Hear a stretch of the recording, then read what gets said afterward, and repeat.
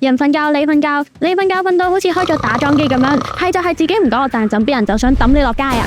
原來鼻鼾係因為喉嚨啲肉喺你瞓覺嗰陣時鬆咗，所以頂住條氣管先會震到嘭嘭聲噶。如果啲聲大聲到好似塔樓咁樣嘅話呢，就分分鐘係睡眠窒息症啦。以下呢班人就最易中招，睇下你有冇份。